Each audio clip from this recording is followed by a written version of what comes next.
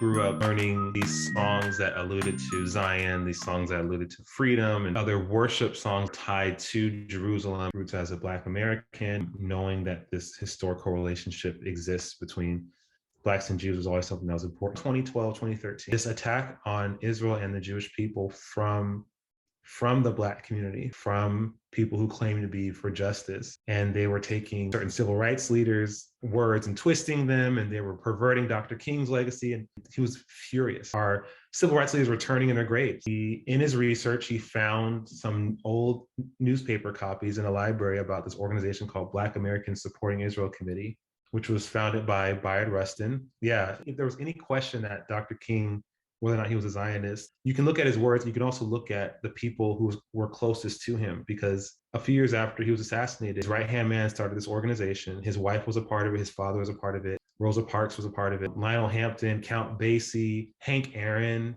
over 200 signatures on it when it first began. And these were Black Americans who stood with Israel, who called out Yasser Arafat and the PLO, who warned the international community about excusing terrorism. They said that if we give a pass to this, we'll see it basically exported all around the world. If we look at countries now, they weren't wrong, because all this stuff we're seeing, car rammings and all that stuff started against the Israelis. It all started in the Palestinian territories, or in Israel. And so these people were very serious about it, because they saw this relationship as something that actually benefits us as much as it does benefit Israel, and the Jewish people. I remember the first time I decided to post something about Israel that was a positive thing on Facebook. It was 2012, about 3 years before I ever did anything publicly, because I just felt like there was so much I didn't know. And I got pushback immediately.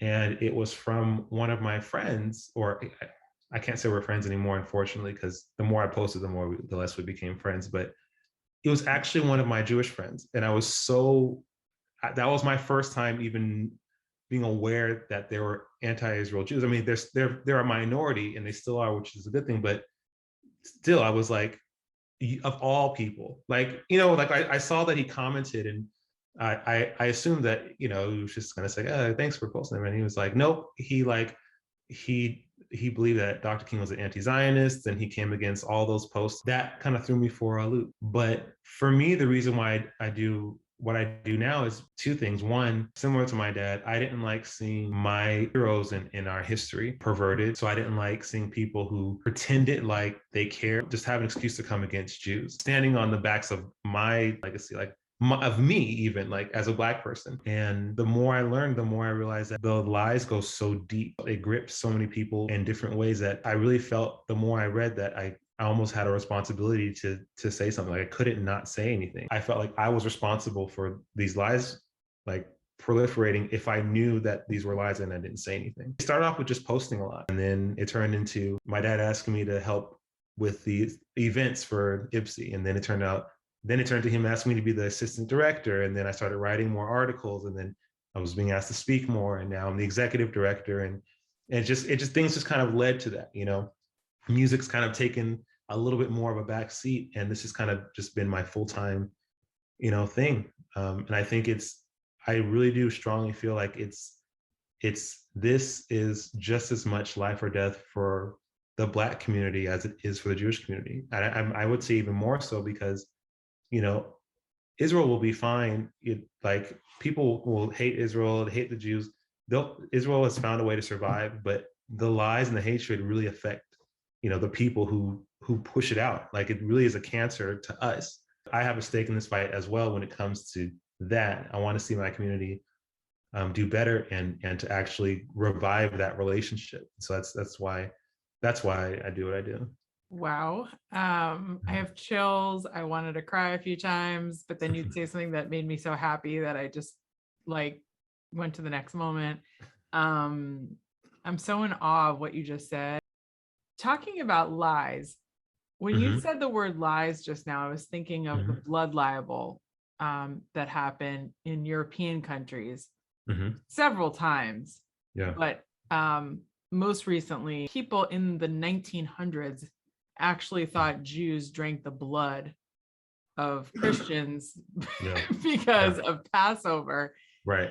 And it's so bizarre, because literally can't drink blood in any Right. possible way. Like, even if you just look at the basic kashrut, Right. like, we're Right. not supposed to eat omnivores. We Right.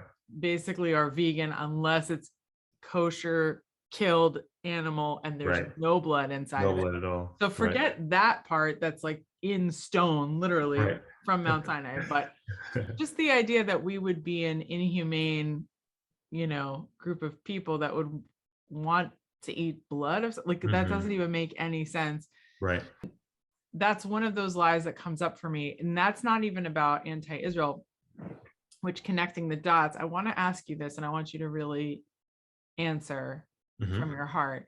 Do you see the correlation between anti-Jewish or anti-godliness or anti-Judeo-Christianness and anti-Israel? Yes. Absolutely. It goes hand in hand. I mean, from a spiritual standpoint, and I think this is what actually keeps me from going insane, is that, Jew hatred In there. it's a very spiritual thing. Jew hatred it's an evil spirit. It's like, how do you explain thousands of years of this irrational hatred? I mean, all the way from Pharaoh, like, oh, there's too many of them, we should start killing the babies. Like, who thinks that? People thought that Jews were infecting people with the bubonic plague because they weren't getting it. But it turns out, well, no, they just are clean. They wash their hands. Like, yes, Jews make up a small percentage of the population. Less than 1% of the less than 1%. And yeah, and as a people, they dominate a lot of different industries that people tend to point to that as a bad thing. But it's like, it's just, that actually should be something that we should aspire to. We want to do that, right? We always talk about how, as Black people, we want to be in every space. It's like, okay, maybe we should see how they're doing it and emulate. Like, I don't understand why it's a bad thing. It's a testament to God's hand on the Jewish people. I think because of that, a lot of people hate the Jews, so that's how it's connected. Any kind of anti-God or anti-Judeo-Christian sentiment, it's going to come to the Jewish people. And it doesn't matter if they're religious or Zionist even or not. I saw the most during this last war between Israel and Hamas. Jews in general were just being attacked. Yeah, self-hating Jews. And exactly, we went to counter protest. My wife organized this counter protest. So we went and protested against this anti-Zionist protest that was happening here in Charlotte, North Carolina. The person who was saying the most egregious things against me was one of the few Jews that were on that side. He called me self-hating and a sellout. Then I thought what was so ironic, a few minutes later, one of the guys on that side, he was an Arab man, told one of the Jewish guys on our side that the Nazis should have finished the job on you guys. I know where my place is, and my space is not to post and write or talk about Jews who don't support Israel, because our thing's the Black community. We really want to focus on that. But just that image I got of, wow, this is not just about Israel. Side of people, yeah, you're on the side of people who support the Nazis. That's not even about Israel anymore. That's not even. Isn't. There was no Israel when the Nazi Party was around. So right. So it's and even with that, when the Jew haters come out with their mask completely off, they're still going to come after the anti-Zionist Jews. Like, they're not safe. And I think that's something that history has even taught us, is that it doesn't matter. Unfortunately, it doesn't matter where your views lie as a Jew. You might be safe for a little bit, but Jew haters will come after Jews, period. Germans came after Jews that only had a Jewish grandfather, not even halachically Jewish. Right. And that's what kills me about people who don't support Israel, that even have Jewish blood or are of a minority. It doesn't matter, Black, Asian, whatever it is. Like, it's just profound to me that you're able to see, and your dad were able to see that if they're coming for the Jews, they're going to come for everybody. Yeah. History keeps repeating. Yeah, we do. When I was in yeshiva, I didn't grow up religious, and I grew up in South Florida, super secular. If you had a chai around your neck, that made you a Jew, and if you had a big car. And so I actually didn't like being Jewish because I knew nothing holy about it. I just knew you go to synagogue twice a year, and Mm. that's it, and Hanukkah. Right. But it was Right. boring, and I just didn't really enjoy it. And I loved Native American traditions, anything with the earth. And then when I went Yeah. to college, I got to go to Black church. Mm. I went to NYU, but then I had to transfer to UF. Something happened in my family. I had to transfer.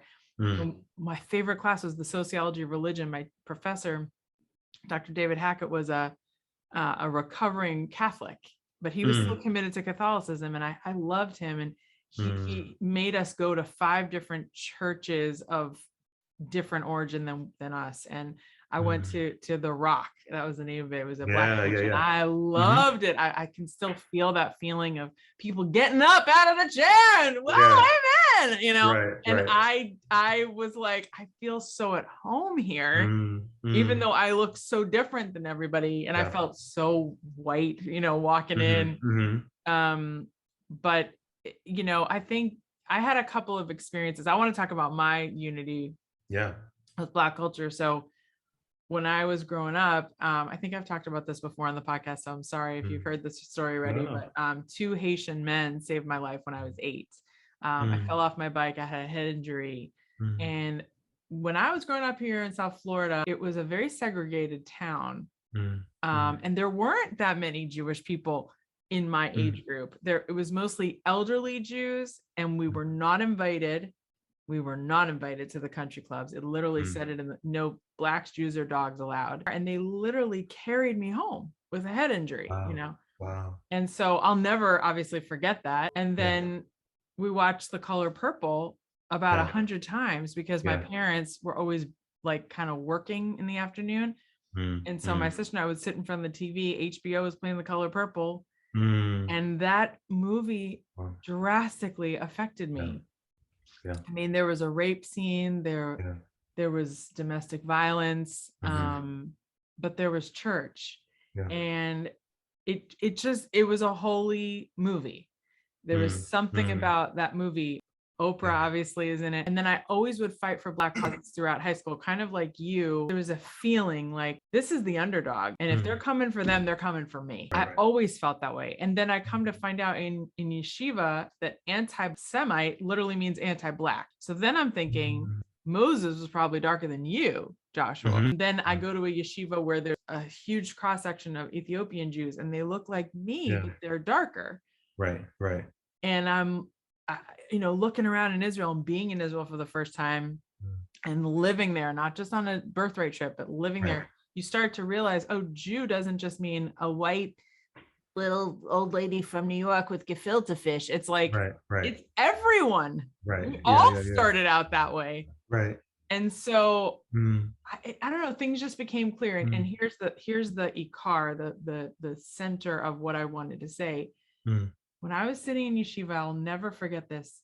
I once asked, why do they hate us so much? Why do they want to kill us so much? And I think it's similar to the Black plight, which is there's a deep jealousy when someone sees an underdog rise up anyway. And then you add, we chosen people does not mean that God was like, you're cool. You come from Abraham. I'm going to choose you. Abraham was 1 in a million, literally. Yeah. Right? Abraham and Sarah, and how we all started the Hebrews, and then we became, sons of Jacob, and all those forefathers and mothers that were so beautiful and amazing and wonderful and lived great holy lives and still made mistakes, but were pretty awesome. Right. All of us come from them. All of us, Jews, Christians, Muslims, we all come from that lineage. However, when we were at Mount Sinai, we all stood there of all colors from this one line of people. We said, we believe in you, and whatever you give us, we will follow. 613 commandments, no problem. You gave it to us, we must, because you gave us our lives and you brought us to this place. Right. That is the moment that the rest of the world went, no, we kill them, because what happened? God tried to give all the other nations the Torah, and they were like, You can't cheat on your wife. You can't, Right. you can't Right. talk gossip about somebody. Right. No, forget it. I'm done. Right. Right. And listen to the conversations we're having today. 5782 or 2021. People are still talking about the same darn things that they Yep. don't want. Yeah. Yeah. I have to have my TMZ. I have to have my Real Housewives. I have to watch porn and have polygamous relationships. Judaism is actually pro-choice. However, in very certain circumstances, why are so many people wanting to kill babies? Like so many are like, I should be able, and they get up and then it's all the man's fault. And it's like, oh my God, why are you having so much sex? Right. That you have to have, because it's not that easy to get pregnant. No. Okay. You must be having a lot of it. Why? Yeah. And then it hits me. Sorry, I'm going on a tangent. That we're not having intimacy anymore at all. Yeah. Unless people are physically together. Yeah. So no wonder this week, out of the blue, we have a Black temptress, beautiful Caribbean island girl telling us about what we should do with the vaccine. She's the voice of reason. Right. I'm just letting you know, like, I'm not anti-vaccine. I'm just anti-mandate and freedom. No, totally. It's all connected. Yeah. People look at you and me or anyone that believes in God and the idea that there might be laws coming from a God and goes, oh my God, we have to get rid of these people. Yeah. Because they are making it hard for us. And we're going to have to we're going to have to take action and like live a certain way. And I don't like this and I don't like this. Right. No, I think you really hit the nail on the head. I mean, it's, and I'm really glad that you said it, because I hear a lot from people who, like you said, are so obsessed with abortion that, but in Halakha says that like, it's okay. And I said, yeah, but okay, I'm not Jewish, but in my research, I found that it's, like you said, it's in very little circumstances. Halakha, by the way, means Jewish law for anyone who's listening and you're like, why did you just say halakha? So halakha is pro-choice. The Jewish law is in very certain circumstances. I still see it as being pro-life because they still want to protect life. It's just that there's some in very small cases, but the conversation really, I think, it really should kind of like end there, like, okay, cool. But then it becomes this big thing where, why is this such a focus of topic? Like, why is this such a topic of conversation all over the country? And like you said, I think it's because the people who push these conversations at the root, it really is anti-God. Even in ancient times, society that was degrading would start to kill their children. I mean, it goes all the way back, sacrificing your child. I think nothing's really changed now. It's just that we've made it such a justice issue. We paint this as, this is man's way to control a woman's body. Roe v. Wade was decided by a bunch of men, so I don't know what that comes from. But then also, more women are, like a bigger percentage of women are pro-life and active about it than men are. Like, women really do lead this fight. African women in this country, the vast majority of Africans are pro-life, yet there's foreign countries like ours and others that try to kind of push this Western way of thinking about children. It's foreign to them because it's not a man-woman thing. It's really just it's a life-death thing. The more that we drift away from absolute morality, like the more we drift away from God, the more we have to replace it with something. We have this need as humans to put something in its place. I always say that about politics and how sometimes on J-Swipe, because I'm, on all the Jewish apps, because I'm a great guy if you know anybody, but they'll say things like, I'm not that religious, but swipe left if you're not a Democrat. So like, they don't even care if the person's Jewish. They just want to vote for the same president. And I'm thinking, wow, like your politics literally took over your value system. One of my friends, Moshe, we were talking about, for some people, their religion becomes something. And usually right now it's like politics. And he made an observation, which I thought was really deep, was some of the people who are the most grounded or the most entrenched in their politics, that if they were to ever become religious, they would probably become like Orthodox, like, because he said it's because they have this deep desire for religion. It's just that they gravitated to, or they chose this thing. Well, if they were to actually begin to embrace Torah, they would embrace it just as much as they were embracing, all the other stuff. Yeah. What do you think about what happened with Nick Cannon a couple years ago and Farrakhan and Reverend? Yeah. Like when you put those three people together, and if you're not sure who Nick Cannon is, or you're listening and you're like, what does Nick Cannon, the rapper, have to do with Louis Farrakhan? Yeah. Also Reverend Wright. I would love for you to just speak to those three people Yeah. and how they're, I feel that they have a warped sense of what is going on with Israel and also the Jewish people. But I'd love to hear what you would say to them if you could have Shabbos dinner with them. Yeah, absolutely. If I were to have Shabbos dinner with Nick Cannon, he had one of Farrakhan's acolytes on his show, Rizza Islam, who's becoming the next Farrakhan, unfortunately. Young guy, very outspoken, very charismatic. Every once in a while, he'll say something unrelated to Jews or anything that that I kind of agree with, but then I'm like, I can't ever share anything you say because you're such a Jew hate. Like, it's not going to look good. But he's like very much like warped. I mean, ahistorical. He said a lot of things that are just completely untrue. And Nick had him on his show, and he had someone else on his show where he was talking about Jews and white people and them being less than human and closer to animals. And he also said anti-Semitism is only anti-Blackism, and they hijacked our term. Yeah. And that was really frustrating for me. Yeah. And I'm like, wait a minute, can't we share the pain? Right. Why is it? Yeah. Did the Holocaust happen in vain?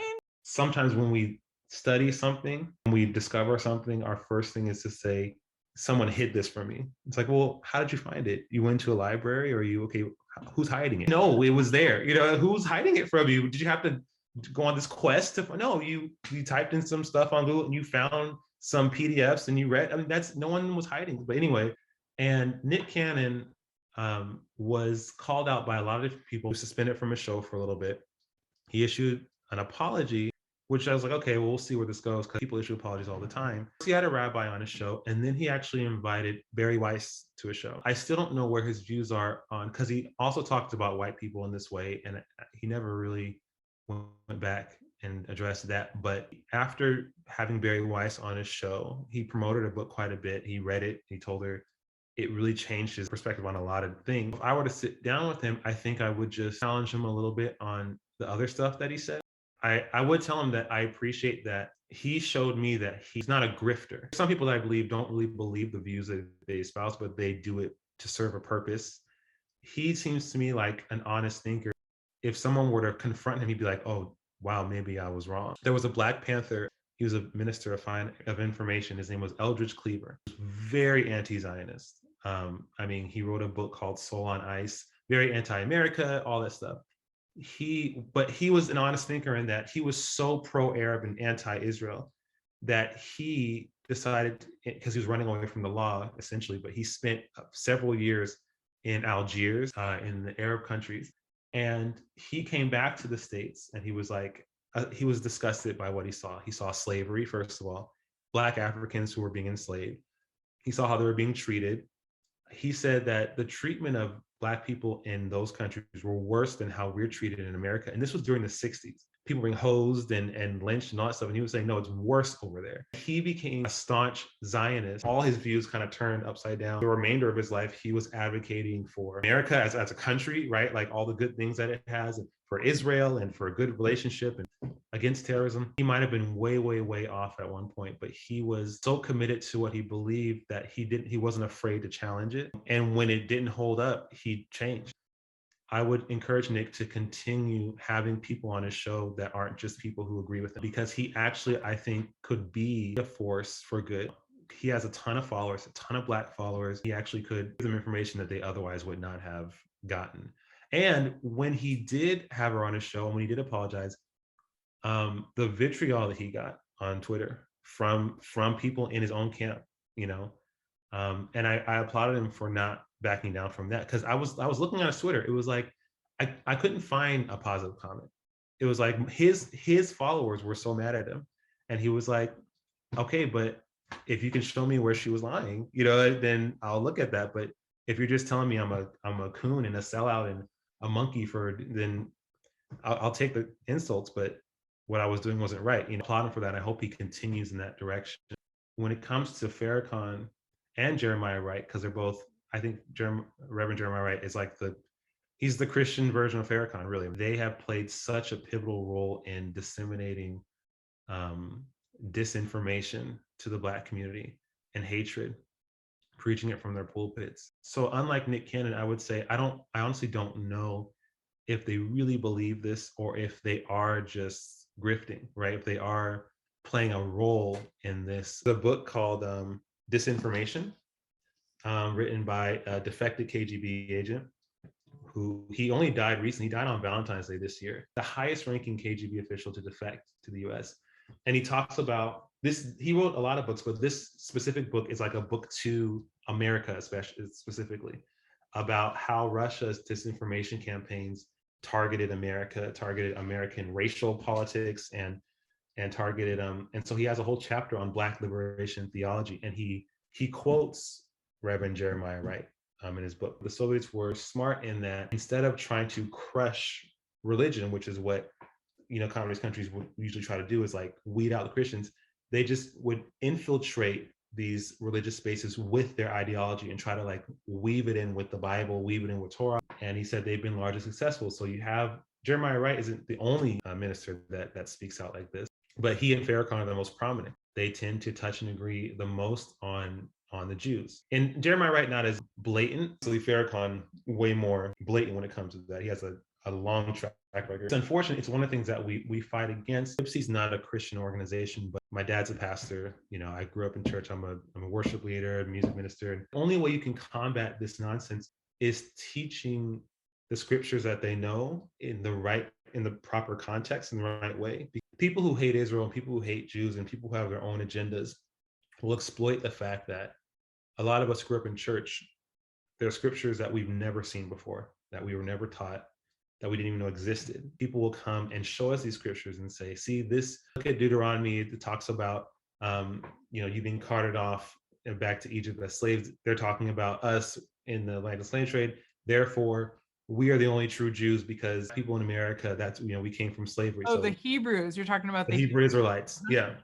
Nation of Islam has similar, they take certain scriptures. The reason why it's so powerful is because a lot of us never seen those scriptures. I remember when I first read that passage in college in Deuteronomy, and I was like, wow. I did wonder if it was a metaphor, because I was like, there was the transatlantic slave trade, and there were so many times in my life where if I didn't have my father, I really would have been swept up in all the nonsense. Looking at the historical context of where it came from, there's no way it could have been Christians from America because it was 3,500 years old. So right. It's just basic history. It's not that hard to do, but most people don't want to look. And at the same time, the Kabbalist in me does see it as everybody's text. Does see it as Jonah and the whale is talking about all of us, not just the Jews. It's you can't run from God. You can try, but you just can't. When it's sheker and emes, when there's a little bit of lie mixed with the truth, which is exactly what you're talking about right now, it's the worst kind of lie. It's the worst. Because you're taking something so pure and you're adding, food coloring number 7 on it. Right. And it's a Jolly Rancher. No, this is real strawberry. It's like, it's really sweet. And I have a sugar high, but I'm going to crash. Whereas if I ate a real strawberry, it was just a strawberry, I'd be like, it would help my body. How beautiful would it be? Because I've never seen this yet, to have a prayer service with the Black Lives Matter. Think about if what we just came to is that everyone's searching for a religion, everyone's searching for some deep connection to something bigger than themselves. How beautiful would it be if we added spirit to what so many people are earnestly trying to fight for? And it was just truth, no lies.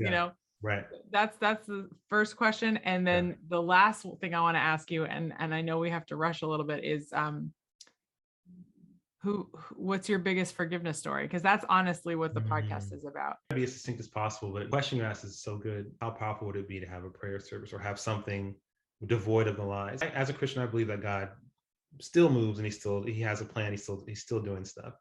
And he has a calling on Black Americans. He has a calling on Black Africans. My friend Charles Jacobs said, he's a Jew, but he said, I believe that Black Americans have this holy power that comes from their suffering, their history of all the stuff they went through, that they have this authority, and it's for something. It's like Joseph was sold into slavery. It was for a reason, right? Like he wound up redeeming his brothers and saving his whole family during the famine. Like that, there's a reason that we're here. And as you mentioned Kabbalah too. So as someone who also like is like aware of the spiritual, whenever God has like a movement, there's this counterfeit from the opposing side. And I believe that Black Lives Matter is the counterfeit in that it does sometimes, not all the time, but sometimes it does touch on issues that have truth to them, right? They sometimes speak some truth to some things, but the counterfeit part of it is that one, a lot of the things they speak to don't reflect what we want as a Black community. But then two,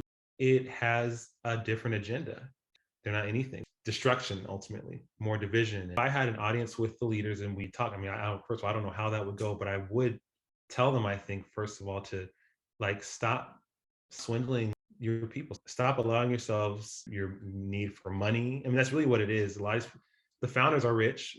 The Patrisse Cullors, after all this drama about where the money is going, like they raised $90 million last year alone. She bought her fourth house and then resigned. So that's sketchy. If you're any kind of spiritual at all, think about what you're leaving behind. Like you're kind of leaving us in shambles in a lot of ways. It's going to be like required of you after you die. And really, if you believe in a greater power, do you think that you're going to be all right after destroying so many lives from this? So And all what the I believe, violence, all the soup cans thrown the at people's violence, heads.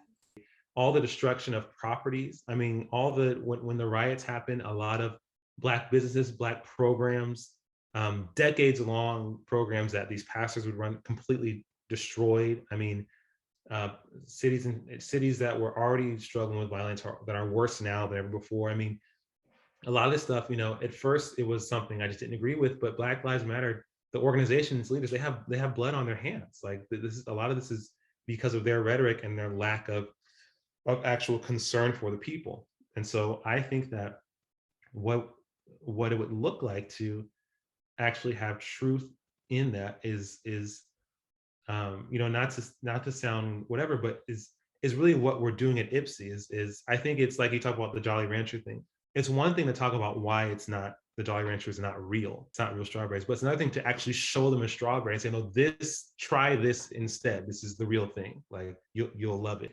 A lot of energy has been spent discounting the Jolly Rancher, which is good, but then there's no alternative. So they say, well, I'm still going to eat this because you're not really telling me. You're just telling me that it's bad, but you're not showing me anything.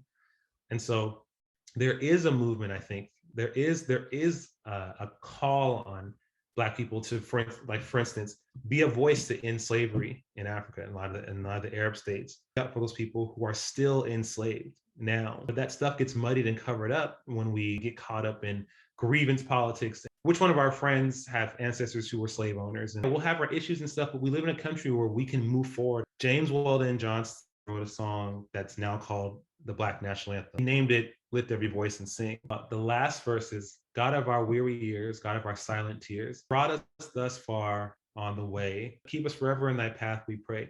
Lest our feet stray from the places, O God, where we met thee. Lest our hearts, drunk with the wine of the world, we forget thee. So he wrote this in 1899, but the whole song, the three verses in it, is a warning to us just a couple of decades after the Civil War to not forget the God who brought us out of slavery. How Moses was telling the children of Israel, like what God was telling the children of Israel, when you enjoy vineyards that you didn't plant and live in houses that you didn't build, it was that same thing of, okay, we're doing great. I mean, things were already happening. Black people were moving forward in a huge way, but he wrote this song warning us to remember God. Don't forget God. I think what we're seeing right now, manifestation of people who have forgotten God. We do recognize this need for something. And so we gravitate to these things that aren't good for us. So would you replace, if you could, with Hmm. let's all go to church together, or let's all just, no matter what your religion is, if you happen to be a Black American, sit with me and pray? Is that what you would? I would replace it with, there's the spiritual part of it, prayer, worshiping together. And then actually after that, because that always has to be first, but then having an honest discussion about what the problems are that we face, not based on what people above tell us, but based on what we are seeing, ourselves. Because I can tell you right now, the stuff that Black Lives Matter elevate, the vast majority of Black people don't even see that as our biggest problem. That's why national law doesn't always work. No. And I get so cringy when people are like, it's got to come from Washington. I'm like, no, it can't. No, because there are different people in Alabama than there are in California. Right. And you can't tell me from a national level what everybody wants to do. Exactly. It has to be community-based, and you're right that Chicago's problems are so different than Miami's problems. Even in the same state, Oakland and Compton, two different sets of issues. Similar issues, but you can't solve them with the same type of solution. We already have the answers to most problems. It's just that when the politics gets in the way, it gets kind of thrown on like a football. But most of these problems, if we actually sit down and talk, we can say, okay, this actually would largely work for us, and we could eradicate this. And so I think that kind of discussion would need to be had after we come together, acknowledge that God is there and he exists. There is a purpose for us being here. Yeah, I mean, I definitely would do that. And I would facilitate the music. I would sing and play. And me too. And, yeah. Can you imagine everybody singing, "You are gold"? Just like look at it. Yeah, exactly. We're going to solve the world's problems, but first. Put your right. ego aside just for a moment. Right. And just look into the person next to you's eyes, even though you voted for somebody different, and say, "You are gold." Right. You're a miracle. Yeah. Yeah, absolutely. I'll be there. Your biggest forgiveness story. Forgiveness is a constant part of our marriage. That's probably the most essential thing. You're going to hurt each other. You're the closest. You're going to hurt each other. And she shares this all the time. So I'm going to share this with you. So my wife was married once before me. Her ex-husband was abusive, emotionally, psychologically. He cheated on her with so many other women. That marriage ended, I think, 2014. Got married at the end of 2017. We met 2015. We got married at the end of 2017. We were having a conversation, and whatever I said, it triggered her. She got really upset. Was like really overreacting because I didn't know what I had said or done. And so then what happened was we both just started escalating. So I started saying stuff back to her, and then we were going back and forth. We like cut off the argument. Okay, let's just stop. And so we were just mad and went outside. I went for a walk, came back in, and I was fuming. And sometimes when you're in that place, it's hard to pray or center yourself. But I was like, okay, I want to resolve this. Like I feel I'm angry and all this stuff. I don't know what's going on. I was praying, and I promise you, in that moment, I just got a quick glimpse of her ex-husband. On the couch, I walked up to her and I said, "Has your ex-husband ever said to you what I had said to you?" And she said, "Yes." I said, "Okay, when he said that, how did he mean it?" She's like, "Well, he meant it like he was trying to cut me down. He was hurting me." And that's it. That was really it. That was the base of our argument. And I said, okay, before I came to her, I had to forgive her. Like in my heart, I didn't want to argue anymore. So I said, okay, even if this doesn't get resolved, I need to let this go because I know that she's not trying to hurt me. So, and then that's when I got the clarity that, well, she didn't mean to do that. This is her context. Yeah. And so as soon as I asked her that, then she begins to cry a little bit. She says, "I apologize. I realized that I overreacted to what you said." It was such a genuine moment of forgiveness because it also came with understanding. I first had to choose to do it even before I understood what was going on. And I think that's important too, is that even if you don't fully understand why whatever's happening to you, it's so powerful to get to a place of, okay, no matter what it is, I'm going to forgive. Sometimes understanding is on the other side of that because you're not clouded anymore. And that's a constant thing. It's a daily thing. Like I said, we've only been married for 3.5 years, but that's what's helped us to continue to move forward. It sounds like you have unconditional love, which is so rare. But yeah, you also have God in your lives. So that helps when God's in the room. It's not just about the two of you. You can fall on someone bigger than yourself and say, "Help me out." Totally. I don't know where we would be in our marriage if we both didn't have God to fall back on. Please tell us how we can get a hold of you, how we can support you in your efforts. What's something that you would wish everybody did every day to make the world a better place? So you can get a hold of me on All social media is Josh Wash IBSI, so Josh Wash IBSI everywhere. And then I have another music page, Jodavi Music. So Jodavi Music. You can find me anywhere on there as well. My music and advocacy have been melding more. So if you go to a show, you might actually get some other stuff. And if you go to a talk, you might actually get some music. Do not be afraid to speak, even if what you're saying is completely different to everybody else. If you're wrong, then be wrong and change. I mean, speak out, because even if you're not right, you want to know that. So don't be afraid to speak or be who you are, because that's the way you can grow the most. I don't care how many people are not speaking about something. If you feel there's something in your heart that's not getting attention, that you're called to stand up and speak out, then do it. Do it with your whole heart. You're gonna look weird. You're gonna be strange, but I think we're supposed to be strange people. You know, that's what makes people question and maybe look to something higher than themselves. When they look at someone else and they don't understand why they have peace and why they, have joy and doesn't seem like it's attached to anything. That's what actually gets people thinking about their own lives. So be who you are, and don't be afraid to speak. Beautiful. You're just like a great apple kugel. You're just delicious. And I mean that in the least sexual way. You're just like so fun to talk to, and such a find. My grandma would say, "You're such a find, such a machaya." I feel so close to you. Speak up while we still can. Absolutely. Yeah. You can easily get depressed by what's going on right now, or you could say, "Oh, we've been home for a year and a half."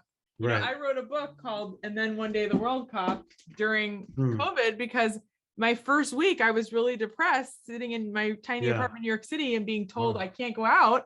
And I was like, all right, God, what do you want me to do with this? And I wrote a book, and it's 41 pages of all the beauty that came out of COVID. Right.